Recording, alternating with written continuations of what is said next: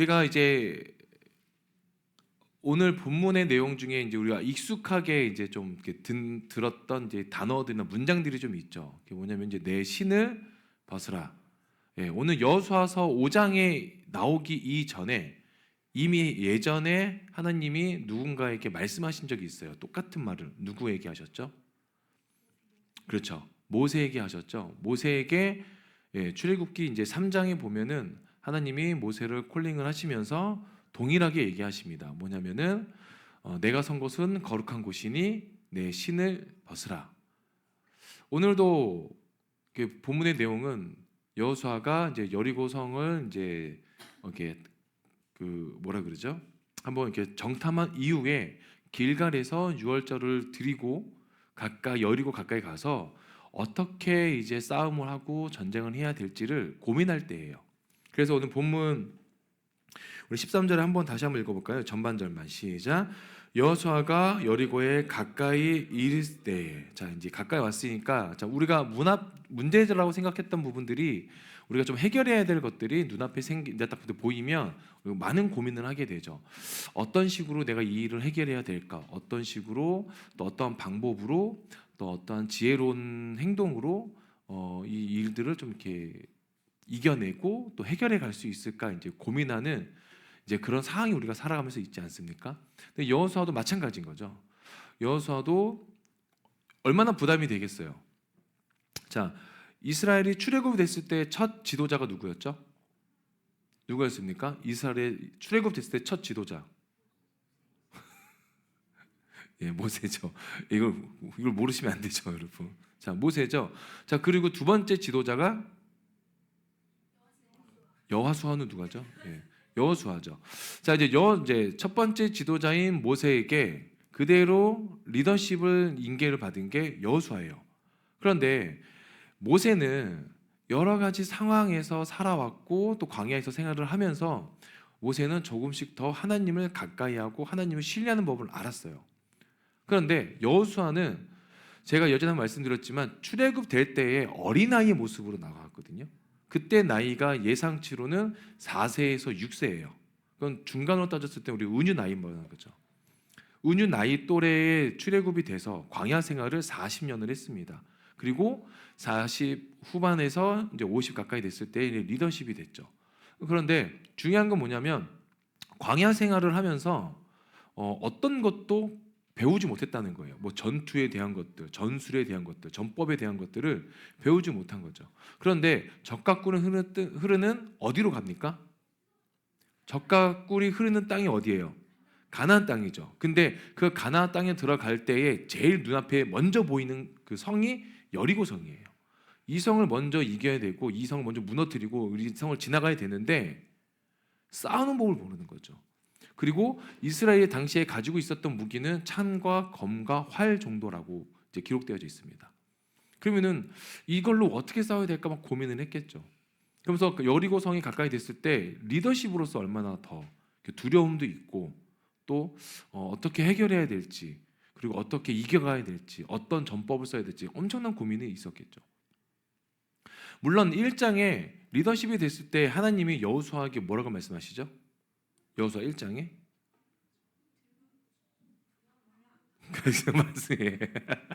네, 맞아요. 두려워 말라. 두려워 말라요. 그런데 그냥 두려워 말라 이러고 하셨습니까? 아니죠. 이 율법책을 내 입에서 떠나지 말게 하잖아요. 그러니까 말씀을 떠나지 않은. 그런데 우리가 인생을 살아가다 보면 말씀이 기억이 날 때가 없을 수도 있는 거죠. 너무 눈앞에 있는 현실이 너무 강하고 내가 이겨낼 수 없는 무언가 두려움이 있을 때 말씀보다는 항상 사람은 본능을 따라가게 돼 있어요. 그게 뭐냐면 눈에 보이는 사람과 들리는 목소리에 더 반응하게 돼 있다는 거죠. 그거는 신앙의 차이가 있을 수도 있고 믿음의 차이가 있을 수도 있습니다. 근데 여호수아는 이미 1장에 하나님이 약속하신 거예요. 그 명령하신 겁니다. 강하고 담대하라.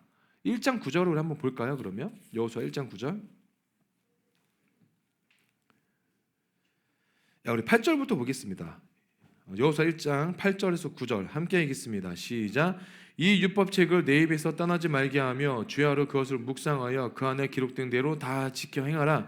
그리하면 내 길이 평탄하게 될 것이며 내가 형통하리라. 내가 내게 명령한 것이 아니냐. 강하고 담대하라. 두려워하지 말며 놀라지 말라. 내가 어디로 가든지 내 하나님 여호와가 너와 함께 하느니라. 자, 하나는 명령이고 하나는 약속이에요. 자, 8절은 명령은 뭡니까? 이 율법책을 내 입에서 떠나지 하지 말고 주야로 그것을 묵상하면 내 길이 형통할 거다. 그러니까 형통하고 싶으면 뭐 하라는 거예요? 말씀을 가까이 하라는 거예요. 묵상하라는 거예요. 주야로 묵상하라는 거예요. 밤낮으로 말씀을 가까이 하라는 거예요. 그러면 너희의 삶이, 너희의 길이, 이스라엘 너희가 가나안 땅으로 가는 그 길이 형통할까라는 거예요. 이게 명령이에요. 두 번째는 약속이에요. 뭡니까? 9절에 강하고 담대하라. 두려워하지 말며 놀라지 말라. 약속 뭡니까? 내가 어디로 가든지 내 하나님 여호와가 너와 함께 하느니라.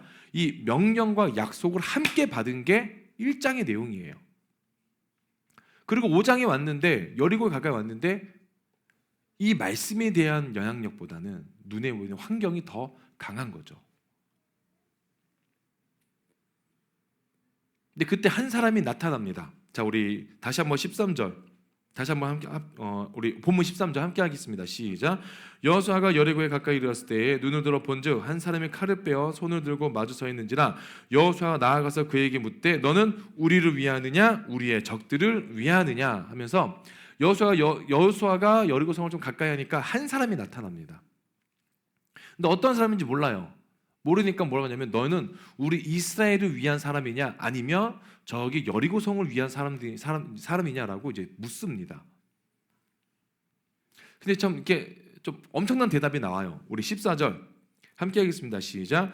그가 이르되 아니라 나는 여호와의 군대 대장으로 지금 왔는지라 하는지라. 자, 여기 한번 볼게요. 자, 아니라는 거는 누구에게 아니라, 그러니까 어떤 위치라고 얘기하는 걸까요? 자, 전반절 우리 14절 전반절에 그가 이르되 아니 나는 13절이요 14절이요. 자, 보니까 아니 나는 여호와의 군대의 제장으로 지금 왔느니라. 어떤 의미일까요? 그러니까 이스라엘을 위한 사람이라는 거예요? 아니면은 여리고 성을 위한 사람이라는 거예요? 말을 하세요. 괜찮아요. 여호와를 위한 여호와의 군대 제장인데 이스라엘 아닙니다. 이스라엘을 위한 사람도 아니고요. 여리고 성을 위한 사람도 아니고 나는 그냥 여호와라는 거예요. 자, 여호와의 군대 대장은 총사령관을 이야기합니다. 자, 군대의 총사령관이 누구죠? 대장이 누구라고 얘기해요, 우리는? 총대장. 그 누구예요? 우리 대장 대신 주님이시잖아요. 하나님이 나타나신 거예요.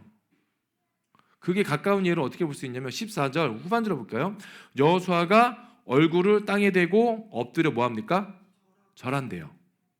자, 천사에게 절할 수 있을까요? 없을까요? 없어요? 진짜요? 자, 근거를 대십시오. 그냥 없어요라고 말하지 말고. 오. 자, 요한계시록 한번 볼까요? 요한계시록 19장 9절 10절입니다. 제가 여러분이 이제 너무 좋아요. 좀 좋은데 정확한 거 알기 위해서는 말씀의 근거가 나와 있어야 됩니다. 자, 요한계시록 19장 9절에서 10절입니다. 자, 요한계시록 19장 9절에서 10절 함께 합독하겠습니다. 시작. 천사가 내게 말하기를. 자, 누가 얘기합니까? 천사가 요한에게 얘기하는 거예요. 천사가 내게 말하기를 기록하라. 어린 양의 혼인잔치에 청함을 받은 자들이 복이 있도다 하고 또 내게 말하되 이것은 하나님의 참되신 말씀이라 하기로 내가, 요한이 얘기합니다. 내가 그 발 앞에 엎드려 경배하려 하니 그가 나에게 말하기를 나는 너와 및 예수의 증언을 받은 내 형제들과 같이 종이니 삼가 그러하지 말고 오직 뭐라 그래요? 하나님께 경배하라. 이게 단서예요. 그냥 천사는 하나님이 아니니까가 아니라 천사도 오직 예수님을 증언하기 위한 종이기 때문에 경배를 받을, 동일한 사람이 동일한 위치에서 경배를 받을 수는 없잖아요. 그죠? 그래서 오늘 여호수아서리 말씀 보면은 어떤 걸 얘기하냐면 여호수아의 군대 대장이라는 거는 여호와의 군대 대장은 그 하나님이 여호수아에게 나타나셨다는 거예요. 직접. 그걸 또 무엇을 얘기하냐면 나는 이스라엘을 위한 사람도 아니고 존재도 아니고 여리고를 위한 존재도 아닌 이 전쟁의 주관자라는 거예요. 뭐 우리가 삶을 살 때에 누군가의 도움을 바랄 때가 굉장히 많이 있잖아요. 지금 여러분이 삶에서 인생에서 큰 일을 겪고 계신 분들이 있을 거고 앞두고 계신 분들 계실 거고 또 여러분이 살아가시면서 여러분이 감당하지 못할 일들이 다가올 때도 있어요. 그런데 그 모든 것의 주관자는 하나님이시라는 거예요. 내 삶의 주인인 나라는 거는 내가 나에게 모든 포커스가 맞춰져 있는 거고 이 삶의 주관자가 하나님이라는 거. 그래서 이 삶의 어려움들, 또 기쁨들, 즐거움들, 슬픔들, 괴로움들 또한 하나님 주관하에 있기 때문에 그 안에서 모든 것을 하나님께 위탁할 수 있다는 거죠. 우리 먼저 한번 말씀 찾아볼까요? 역대하 20장 15절입니다.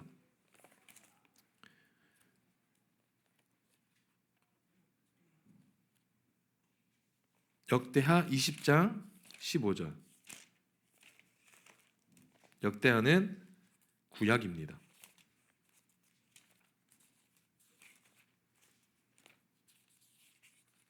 예.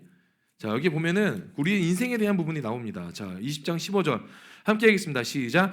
아시엘이 이르되 온 유다와 예루살렘의 주민과 여호와사 왕이여 들을지어다. 여호와께서 이같이 너희에게 말씀하시기를 너희는 이 큰 무리로 말미암아 두려워하거나 놀라지 말라. 이 전쟁은 너희에게 속한 것이 아니요 누구에게 속한 겁니까? 하나님께 속한 것이라.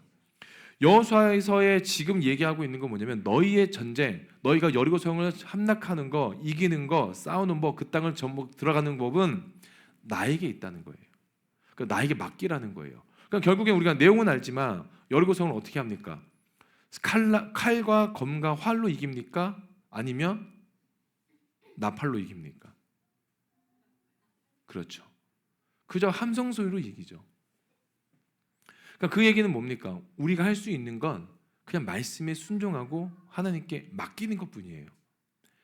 근데 우리가 살다 보면 이게 살다 보면이라는 단어가 참 저는 마음에 좀 애려요. 왜냐하면 인생을 이렇게 걸어가다 보면은 맡길 만한 일도 있고요. 맡기고 싶은데 맡길 수 없는 일들도 있어요.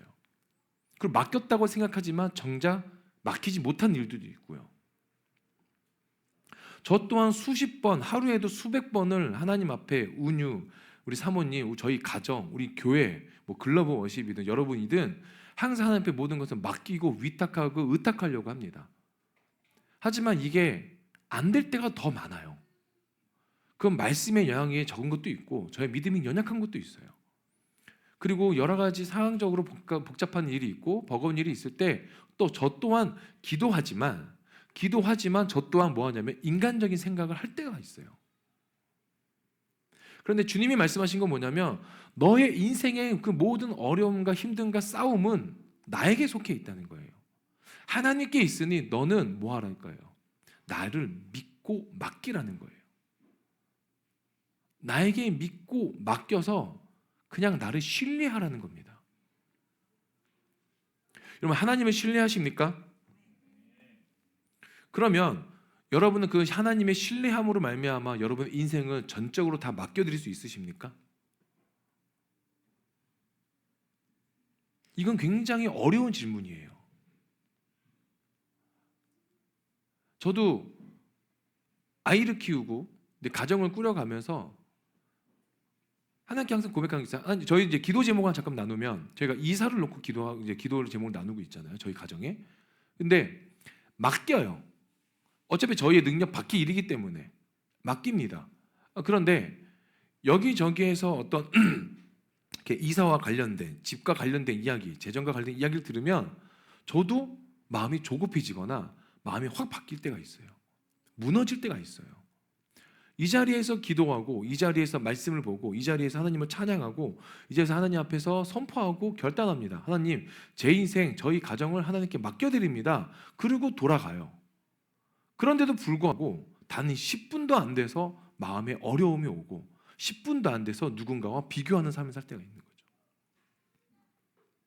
제가 몇 주 전에요. 되게 추운 날이었어요. 추운 날 여기에 이제 교회에서 기도하는데 기도하고 너무나 그날따라 기도가 너무 잘 됐어요.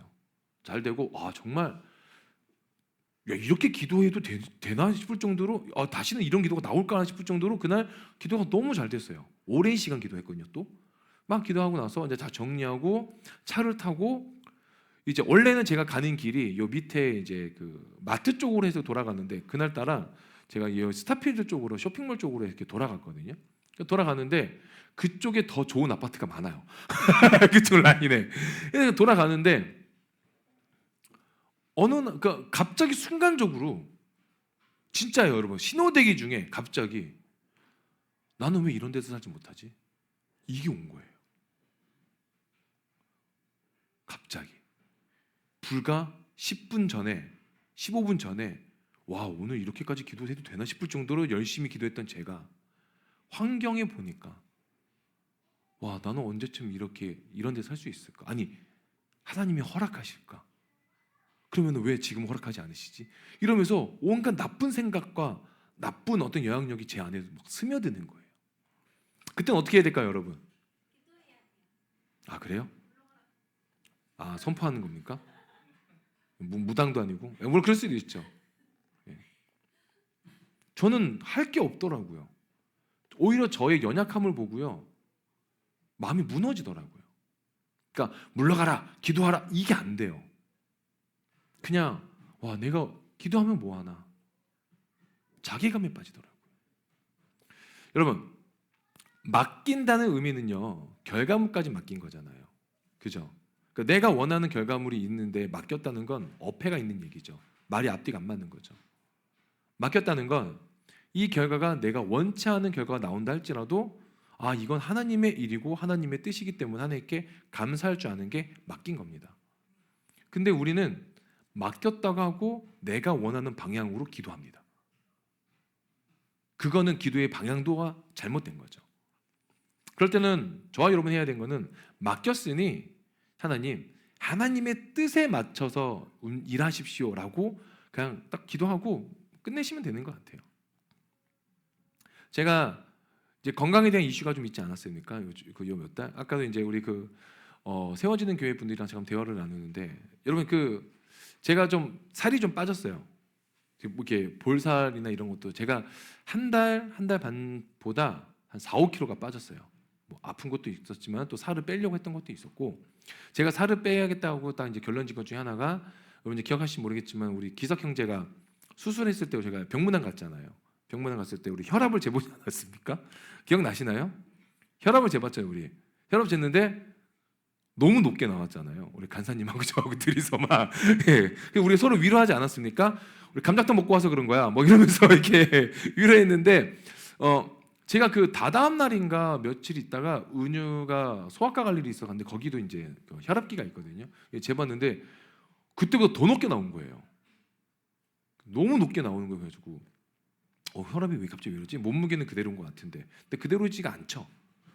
그래서 살을 좀 이렇게 체중 강량하고 좀 정신 좀 맑게 하고 그래야 되겠다 해가지고 이제 운동을 하면서 체중을 좀 뺐습니다.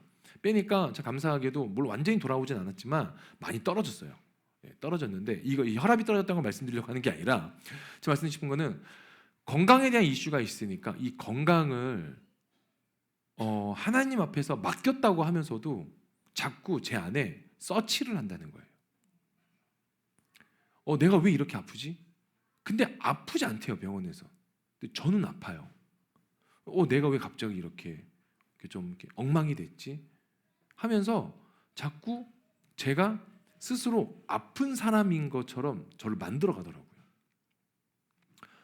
저는 의연할 수가 없었어요. 그러다 보니까 어떤 일이 생기냐면 하나님을 신뢰하지 못하고 하나님께 온전히 맡기지 못하고 말만 맡기는 거죠. 말만 맡기고 주로 한 행동은 뭐냐면 병원을 찾는 거였어요. 여러분 이거는 맡기지 않는 거죠. 제가 그렇게 사는 거예요, 여러분. 저의 단점이고 저의 모난 부분을 여러분에게 오픈을 하는 겁니다. 목사라서 믿음이 좋은 사람, 뭔가 어려운 일에도 기도로 이길 수 있는 사람 아니에요, 여러분. 목사기 때문에 그런 게 아니고요. 저도 연약한 인간일 뿐이에요. 하나님의 도움 없이는 단 하루도 살지 못하고 단 1시간도 1분도 숨을 제대로 쉬지 못하는 그런 연약한 존재인 거죠. 여호수아는 불안할 거고 무서웠을 거고 두려웠을 거예요. 자, 우리 어림 잡아서 당시에 이제 여호수아가 리더가 됐을 때 성인만 60만 명 가까이 됐다고 얘기하거든요. 그러면 혼자서 이 60만 명을 데리고 들어가야 돼요. 물론 다른 리더십도 있어요. 지파장들이 있었겠지만 얼마나 두려웠을까요? 60만 명이 여러분만 나만 보고 있어요. 60만 명이. 이게 좀 이게 감음이 안 되니까 이렇게 한번 볼게요. 100명이 여러분 우리 예레미 연수만 보고 있어요. 100명이 봐서 우리 앞으로 어떻게 해야 돼요? 이렇게 물어봐요. 여러분 어떻게 하시겠어요? 알아서 하라 그래? 알았어. 각기 전투입니까? 광야까지 왔으니까 여기서 갖다 흩어지든지 너희가 알아서 하든지 해라. 뭐 그런 겁니까? 예, 리더십을 좀 다시 훈련 받아야 될 것 같아요. 어떨 것 같아요, 여러분? 숨 막히죠. 그리고 내 결정 하나에 목숨이 왔다 갔다 하잖아요. 얼마나 두렵겠습니까? 그런데 너무 웃긴 건 뭐냐면 엎드려 절하고 이런 질문을 합니다. 우리 여호수아가 그 군대 대장에게. 우리 14절 후반절에 엎드려 절하고부터 다시 한번 읽겠습니다. 시작. 엎드려 절하고 그에게 이르되 내 주여 종에게 무슨 말씀을 하려 하시나이까. 자, 이제는 기대하고 있는 거예요. 자, 어떤 말씀을 하실까? 근데 좀 생뚱맞은 말씀하십니다. 15절 함께 하겠습니다. 시작. 여호와의 군대 대장이 여호수아에게 이르되 내 발에서 신을 벗으라. 내가 선 곳은 거룩하니라 하니 여호수아가 그대로 행하니라. 자, 여러분 신발을 벗는다는 게 어떤 의미인 줄 아십니까? 성경에서 여러 의미도 있지만 가장 먼저는 더러운 것을 벗어버리는 게 되죠. 자, 신은 가장 더러운 것을 나를 지켜주는 이제 외부 보호가 되는 거죠. 신을 벗으라는 건 내가 선 곳, 거룩한 곳이다. 근데 지금 여호수아가 어디 있죠? 여호수아는 여리고성 근처에 있어요. 길갈도 아니고 여리고에 가까운 곳이기 때문에 그곳은 거룩한 곳이 아니에요. 그 심지어는 우리가 알아야 될 게 뭐냐면 여리고성을 함락이 되잖아요. 근데 그 여리고성을 저주합니다. 자, 그래서 뭐라고 하냐면 우리 말씀 찾아볼게요. 여호수아 6장 26절입니다. 여호수아서 6장 26절 바로 다음 장이죠. 자, 여리고성이 함락되고 나서 여호수아가 이제 맹세하면서 여리고성을 저주하는 게 나옵니다. 함께 읽겠습니다. 시작. 여호수아가 그때 맹세하여 이르되 누구든지 일어나서 이 여리고성을 다시 건축하는 자는 여호와 앞에서 저주를 받을 것이라. 그 기초를 쌓을 때에 그의 맏아들을 잃을 것이요 그 문을 세울 때에 그의 막내 아들을. 저주받는 땅이에요. 그 저주 받을 수밖에 없는 땅이고. 그런데 지금 하나님이 여호수아에게 말씀하시는 것은 내가 선 곳은 거룩한 곳이니 내 신을 벗으라. 너도 거룩해지라는 거예요. 하나님의 여러 가지 속성 중에 거룩성이 있죠. 자, 우리가 하나님을 보기를 원합니다. 그렇죠? 아멘? 하나님을 보기 원해요. 그런데 하나님이 거룩하지 않은 우리를 만나실 수도 있지만 하나님은 거룩한 자들 또한 보기를 원하신다는 거죠. 이렇게 한번 볼까요? 아기를 자꾸 은유를 좀 비유를 줘서 죄송합니다. 은유가 막 놀다가 온몸에 진흙을 묻히고 왔어요. 근데 아빠를 보고 반갑다고 뛰어와요. 안아줄까요? 붙잡을까요? 붙잡죠. 붙잡아요. 왜냐하면 안아주고 싶죠. 하지만 지금 그대로 안으면 온몸의 병균이 서로에게 오기 때문에 그래요. 가장 먼저 해야 되는 건 뭐예요? 은유를 씻기는 게 먼저예요. 옷을 갈아입히고. 거룩성이란 이런 걸 얘기하는 겁니다. 하나님이 저와 여러분의 거룩함을 요구하시는 이유는 하나님과 함께 대면하기 위함이 필요한 거예요. 대면하기 위해서는 무엇이 필요하냐면 우리 또한 거룩성을 가지고 있어야 되는 거죠. 우리에게 말씀하신 게 뭐야? 내가 거룩하니 너희도 거룩하라 하셔요. 거룩은 또 다른 무엇을 얘기하냐면 구별됨을 이야기합니다. 이 구별됨은 오늘 본문을 그대로 대입을 하면 세상 사람들은 세상의 방법으로 어떤 일들을 이겨보려고 하고 행하려고 하고 그 어떤 방법론을 이제 찾습니다. 그런데 하나님을 믿는 사람들, 믿음을 가진 자들은 세상적 방법과 기준과 가치관과 전법, 전술을 벗어나서 하나님의 일하심을 기다리는 거죠. 하나님의 일하심. 그게 구별된 자들의 행동인 거죠. 구별되지 않은 자들은 눈에 보이는 재정이 먼저일 수 있어요. 눈에 보이는 사업성이 먼저일 수 있어요. 눈에 보이는 관계가 먼저일 수 있어요. 근데 그런 모든 것들 또한 하나님께 맡겨드리면 하나님이 가장 좋은 걸 우리에게 주신다는 거죠. 믿으십니까? 가장 좋은 거예요. 가장 좋은 거. 지금 여러분이 갖고 계신 것들 좀 부족함이 있을 수 있죠. 내가 쓰기에는. 그런데 가장 좋은 게 지금 내 손에 있다는 거죠. 제가 핸드폰 바꾼 지 2년이 됐습니다.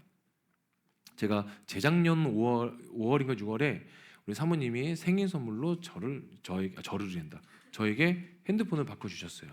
네, 생일 선물로 바꿔주셨는데 이게 2년이 되니까 이게 뭐가 있냐면 여러분 그 아기를 키우면요 핸드폰 용량이 커야 돼요. 온갖 동영상을 다 찍거든요.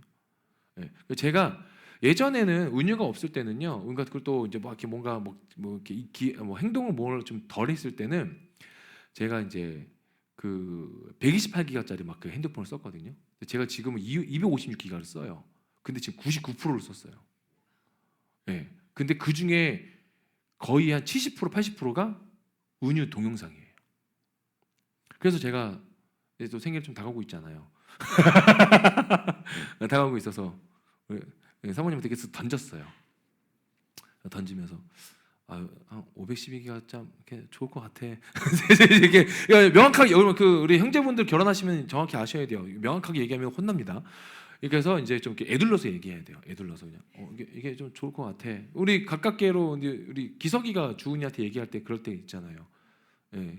아직 결혼 전이긴 한데 이미 잡혀 있잖아요. 기석이가 나 뭐 사고 싶어 이렇게 얘기하면은 기석이가 진짜 주은이가 진짜 필요해? 진짜 필요해서 나한테 얘기한 거야? 진짜 확실해? 확실하게 몇 번 따져봤어? 막 이렇게 얘기하거든요. 그럼 기석이가 그래요. 아니야 됐어. 이제 기석이 보통 이제 이렇게 하거든요. 네. 여러분 우리 형제분들 결혼하기 전에 필요한 거 다 사셔야 돼요. 네. 그래서 이제 저는 그렇게 했는데 근데 어느 날 보니까 이게 경연도 재정이 나가잖아요. 재정이 나가고 물론 더 이제 우리 은유로 더 이제 더 귀여운 모습을 찍고 싶어서 또 담고 싶어서 그런 것도 있지만 이게 처음에 살 때는 너무 귀했고 소중하고 막 그랬거든요. 근데 어느 날 제가 핸드폰을 또 바꾸고 싶어서 이렇게 보는데 갑자기 불필요한 문서가 많이 있다고 지우라는 거예요. 지웠죠. 지우니까는 갑자기 5%가 줄어드는 거예요. 그래서 또 쓸 수 있게 됐어요. 안타깝게도. 그래서 그러니까 이 말씀이 뭐냐면 저에게는 용량이 더 큰 게 필요하지 않아요. 저의 현실적으로는. 근데 사람이 욕심이라는 것, 탐욕이라는 게 생기니까 만족감을 못 느끼는 거죠. 만족감을 못 느끼니까 지금 처음에 이 물건을 가졌을 때의 기쁨이 사라지고 다른 거로 채우려고 한다는 거죠. 그거는 저는 욕심이라고 봐요. 그러니까 내가 뭔가 해결할 수 있는 부분들이 있다면 해결하고 나서 있는 거를 물론 망가지면 바꿔야 되겠죠. 그렇다고 뭐 제가 핸드폰 가지고 뭐 집어 던지거나 막 그러진 않잖아요. 그러면 안 되는 거고. 그러니까 내가 가지고 있는 게 가장 지금 나한테 가장 필요한 거고 그게 가장 나한테 맞는 거라는 거예요. 그러니까 지금 여러분의 삶에서 나 이거 뭐 바꾸고 싶은데 뭘 하고 싶은데 하는 것들을 다시 한번 좀 고민해 보시라는 거예요. 내 신을 벗으라 내가 선 곳은 거룩한 곳이다 라는 건 이 땅에서의 삶을 얘기하시는 거예요. 이 땅에서 삶에서 너희가 거룩성을 지켜라, 거룩성을 이야기하라, 거룩성을 표현하고 거룩함을 드러내라는 거예요. 그 거룩함을 드러내는 건 우리 입술에 우리 삶에 내 모습에 말 그대로 구별된 행동이 있어야 된다는 거죠. 세상의 모든 기준을 따라갈 필요는 없지 않습니까? 그 따라가다가 우리나라 속담에 그게 있잖아요. 뱁새가 황새 쫓아가다가 어떻게 된다 그래요? 그런 거 되게 잘하네요.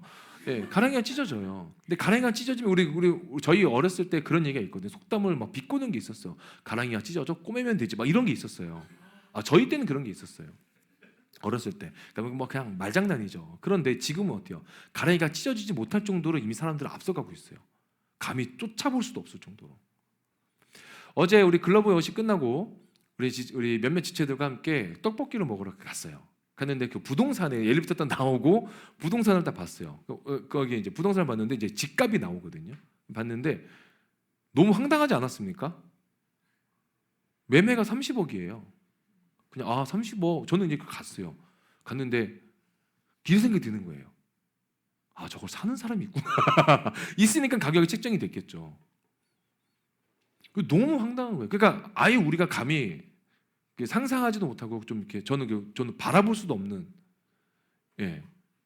그러니까 그런 걸 굳이 볼 필요가 없는 거예요. 저는 이제 본 이유는 뭐냐면은 그 눈앞에 보였어요. 그냥 딱 엘리베이터 딱 내리고 딱 도니까 금액이 딱 보여가지고 그 라인을 다 봤는데 다 그 정도 금액대가 되는 거예요.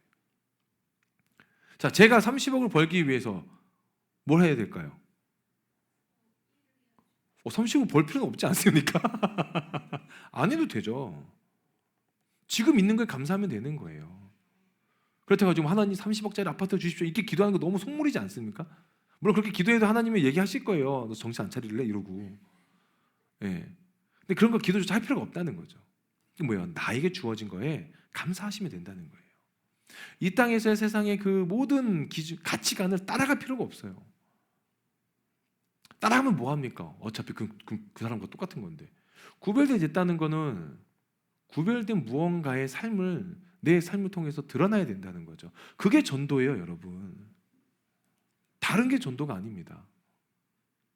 그냥 이렇게 우리 이렇게 전도지 나눠주고 하는 거 그것도 마찬가지로 복음을 전하는 거지만 그거 나눠주고 우리가 그냥 입을 꾹 닫고 있으면 말할 수가 없잖아요. 전도는 어떤 유인물을 전해주는 게 전도가 아니고 말을 통해서 전하는 게 전도예요. 도를 전하는 게 전도잖아요. 그리스도에 대한 진리를 내가 아는 것만큼 전할 수가 있는 거예요. 그게 구별된 사람들의 행동이라는 거죠. 그게 내 신을 벗고 하나님께 위탁한 삶을 사는 사람들의 나타나는 행동 중에 하나라는 거예요. 저는 여러분이 복음을 전하고 싶다, 이렇게 어떤 누군가를 구원에 이르게 하고 싶다 하시면은 여러분이 여러분의 삶을 통해서 아시는 것만큼만 전하시면 돼요. 그런데 너무 모르면 안 되잖아요. 너무 모르면 안 되니까는 우리가 말씀을 조금 더 공부하는 거고 우리가 북시어를 통해서 또 공유를 하는 거고. 그래서 신앙생활은 절대 혼자 하지 못하는 거예요. 어제 우리 그 글로벌 워십 때 새로운 한 친구가 새로 왔어요. 우리 그 현경자매님을 통해서 그 신앙생활 하는 분인데 같은 일하시는 분인데 왔는데 자매님인데 너무 모르겠어요. 제가 마스크를 쓰고 계셔가지고 상체된다 뭐라고 했죠? 얼굴 윗부분만 봤거든요. 너무 이쁘고 유한 거예요. 사람이 성격도 좋은 것 같고 그렇죠? 그러니까 현경이랑 만나고 있겠죠. 현경이도 이제 좋은 사람이니까. 갑자기 낯간지럽지. 목사님 왜 저러지? 막 이렇지. 내 욕을 해야 되는데 왜 나를 칭찬하시지? 막 이렇지. 네. 근데 그 자매하고 이야기를 하는데 그 자매가 다니는 교회가 제가 아는 교회예요.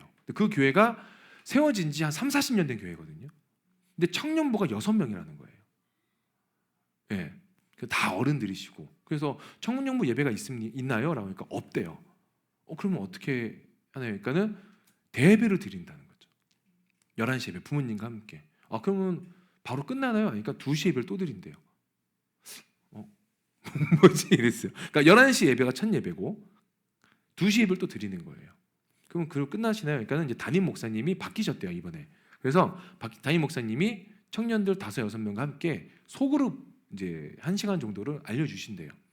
근데 그러면은 좀 어떻게 잘 되나요? 그러니까 지금 그 교회에 있는 청년들이 다 극내성적이라 목사님이 혼자 얘기하신대요.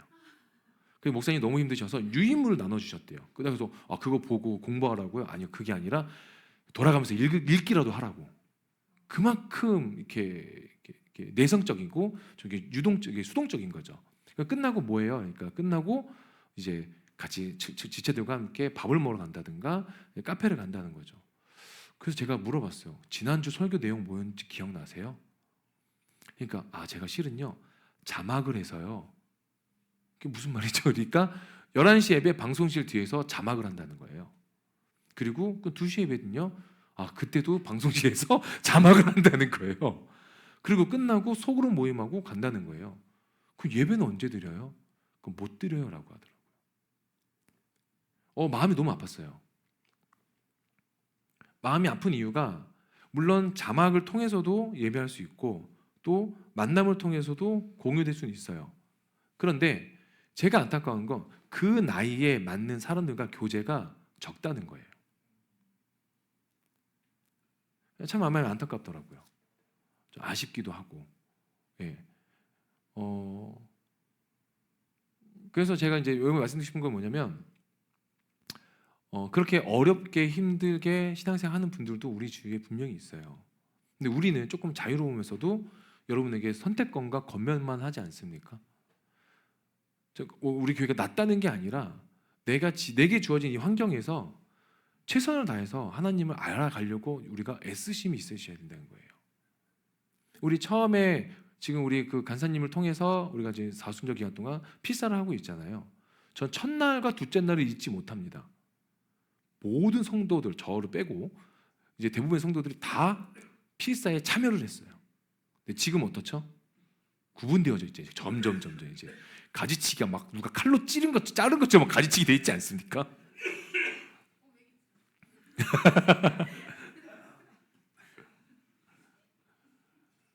그러니까 지치고 할 수도 있어요. 그런데 그렇게 하는 걸 여러분이 막 이렇게 노동이라 생각, 물론 그 예수 훈련 학교인가 거기 가면요 그것도 있어요. 노동은 기도다라는 것도 있거든요. 그런 것도 있지만 알아가려고 하시는 애씀은 분명히 우리 안에 있어야 된다는 거죠. 제가 싫어하는 말들이 있어요. 전 찬양으로 기도합니다. 찬양은 찬양일 뿐입니다. 찬양으로 기도하지 마시고 찬양과 함께 기도를 하십시오. 그리고 저는 기도가 안 돼서요. 그냥 말씀도 잘 몰라서요. 그냥 이렇게 찬양과 뭔가 이렇게 설교만 듣고 있어요. 성경책을 도대체 왜 갖고 다니는 겁니까? 어플로 깔면 뭐 합니까? 뭐가 어디 있는지도 모르는데. 제가 저번에 어디 가서 설교하는데 룻기 찾으라니까 못 찾고 있어요. 청년들이 룻기요 룰 내가 막 이랬어요. 근데 못 찾아요. 그러니까 안 읽어보는 거죠. 빌레몬서라는 데를 찾아보라니까 빌레몬서가 어디에 있냐. 이게 지금의 여러분 제가 다른 교회에서 이렇게 설교할 때 이렇게 우리 안에 있을 수도 있어요. 마음이 아프죠. 자, 이제 말씀 좀 정리하면은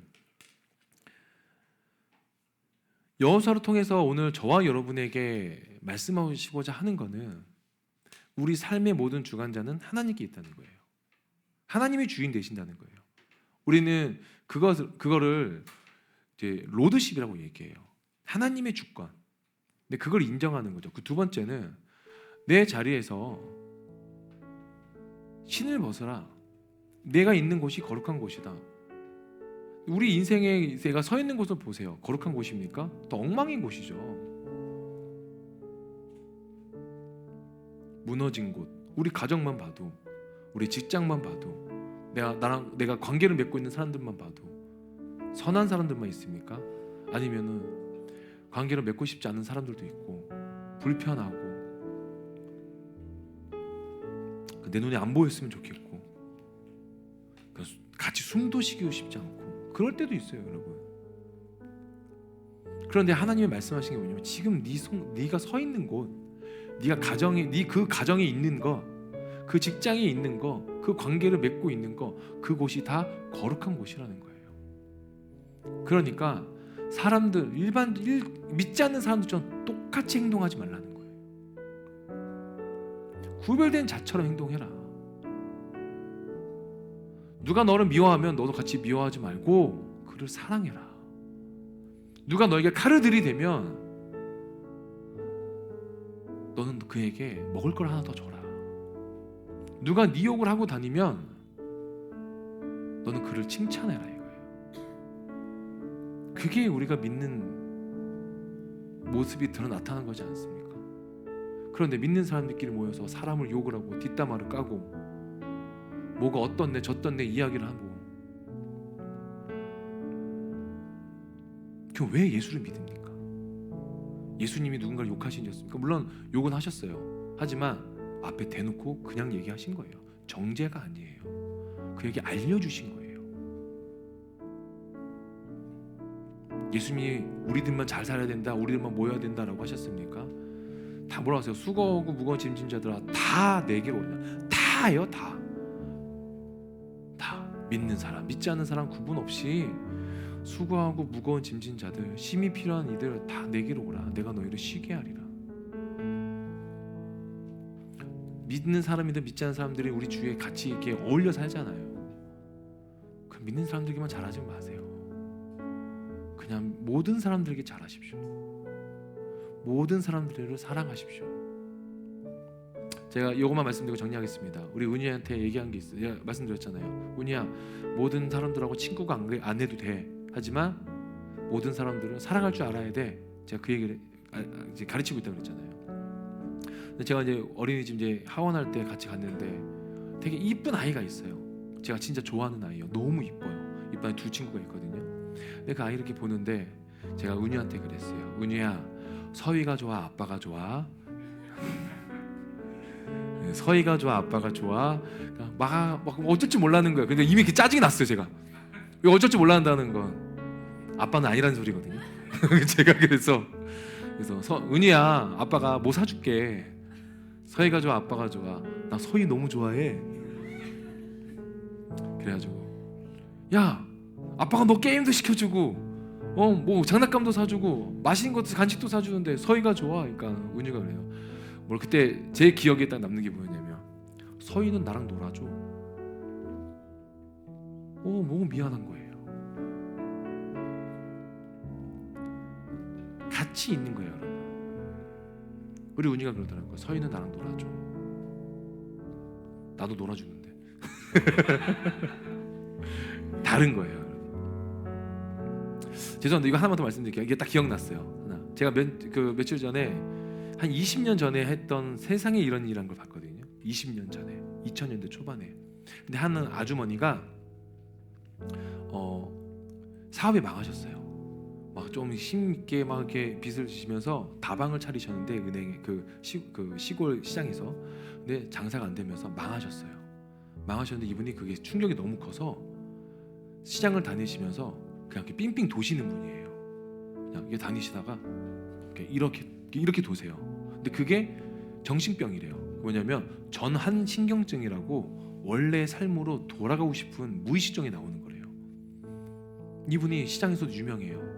정신 나간 여자, 미친 여자. 그 주위에 사람이 없어요. 그런데 이 취재진이 가서 얘기를 하고 나누고 했는데 이분이 처음에는 좋게 얘기하다가 갑자기 한 취재자가 이제 얘기했어요.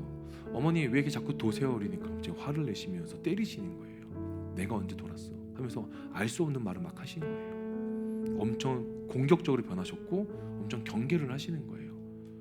그래서 취재진들이 결정 지은 건 우리가 그래도 이분을 그대로 놔두면 안 된다. 그래서 우리는 이분을 가까이 하기 위해서 우리가 이분을 좀 도와주자 한 게 뭐였냐면 같이 밥을 먹고요. 이분이 신발이 없었어요. 이분의 신발을 사드렸고 옷을 사드렸고 항상 가시는 길에 같이 갔어요. 이 취재진이. 근데 그렇게 일주일이 지났어요. 같이 밥을 먹는데요. 이 아주머니가 밥을 나눠주기 시작한 거예요. 이 취재진에게. 그리고 다방에 보증금도 못 쓰고 물건도 집기도 다 뺏겨가지고요. 거기에 그냥 전기장판 하나 깔고 거기서 사신대요. 취재진이 거기 가서요. 이분을 이제 촬영하고 있는데 이분이 그때가 겨울이었거든요. 그 여자 작가한테 추우니까 일로 오라고 하면서 그 자리를 내어주신 거예요. 근데 이 여자 작가가요 너무 대단한 거예요. 이분이 밖에 있으니까 막 눈비가 올 거 아니에요. 겨울이니까 온몸이 젖었거든요. 되게 여러 분 나이 또예요. 그때 당시에 20대 후반 30대에 보이신 분이 이분의 온몸을 젖은 몸을 다 닦아드리고 주물러드리고 있는 거예요. 다 하면서 엄마 이러면서 이렇게 춥게 다니면 안 돼요. 양말도 신고 다니고 그래야 돼요. 그러니까 이분이 뭐라고 하셨냐면 나도 추워도 우리 젊은 아가씨도 추운데 왜 이렇게 얇게 입고 다니면서 본인이 입고 있던 옷을 덮어주시더라고요. 그러면서 이분이 치료를 받기 시작하셨어요.